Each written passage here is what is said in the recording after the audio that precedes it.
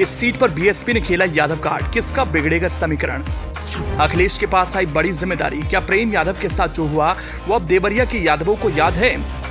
अखिलेश को अब अखिलेश ही बचाएंगे। हाथी की चाल से खिले कमल को मुरझाने में अखिलेश को अखिलेश पर ही है विश्वास।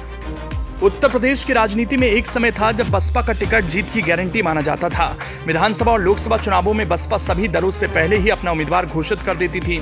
अन्य दल बसपा प्रत्याशी तय होने के बाद ही राजनीतिक समीकरण देख अपना उम्मीदवार घोषित करते थे। मगर बीते लोकसभा और विधानसभा चुनावों के बाद परिस्थितियां बदल गईं। प्रदेश की राजनीतिक दिशा और दशा तय करने वाले बसपा का वोट बैंक पूरी तरह से बिखर गया। नतीजतन बहुजन समाज पार्टी बैकफुट पर आ गई। शायद यही वजह है कि कई लोकसभा सीटों पर बसपा को अपना उम्मीदवार बदलना पड़ा। वैसे चुनाव में विरोधी दलों द्वारा बसपा और भाजपा के बीच अंदरूनी तालमेल की चर्चा भी खूब हो रही है, लेकिन बसपा की जो प्रवृत्ति रही उसमें अब बदलाव हो गया है। अब वो इंतजार करती है, फिर उसके बाद टिकटों का वितरण करती है। बहुजन समाज पार्टी ने लंबे इंतजार के बाद देवरिया लोकसभा सीट पर अपना उम्मीदवार घोषित कर दिया।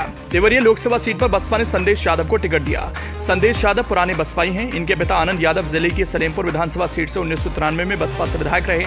बाद में आनंद ने सपा ज्वाइन की और फिर कांग्रेस में आ गए। देवरिया लोकसभा क्षेत्र के खुकुंदू गांव के मूल निवासी संदेश वर्तमान में जिला पंचायत सदस्य हैं। इसके पूर्व वो अपने गांव खुकुंदू के प्रधान रह चुके हैं। इसके पूर्व वो कांग्रेस में थे, बाद में उन्होंने बसपा ज्वाइन कर ली। संदेश यादव के बसपा से उम्मीदवार होने पर देवरिया लोकसभा सीट का चुनावी समीकरण अब बदल जाएगा। इस सीट पर पिछड़ी जातियों में यादव मतदाता सर्वाधिक संख्या में हैं। चुनाव में यादव निर्णायक भूमिका निभाते हैं। संदेश यादव के पिता आनंद यादव की यादव बिरादरी में अच्छी पहचान रही है। ऐसे में अगर वो सहजातीय मतों में सेंध लगाने में कामयाब रहे तो इंडिया गठबंधन उम्मीदवार के लिए मुसीबत खड़ी हो सकती है, क्योंकि इंडिया गठबंधन के तहत देवरिया लोकसभा सीट कांग्रेस को मिली है। कांग्रेस ने यहां से अखिलेश सिंह को उम्मीदवार बनाया है। ऐसे में अगर यादव वोटरों का झुकाव सहजातीय उम्मीदवार की तरफ हुआ तो ये भाजपा के लिए कोरा मीन साबित होगा। देवरिया लोकसभा सीट पर भाजपा ने पूर्व सांसद जनरल श्रीप्रकाश मणि त्रिपाठी के बेटे और युवा चेहरे शशांक मणि त्रिपाठी को टिकट दिया है। कांग्रेस ने पार्टी के राष्ट्रीय प्रवक्ता पूर्व विधायक अखिलेश सिंह को टिकट दिया।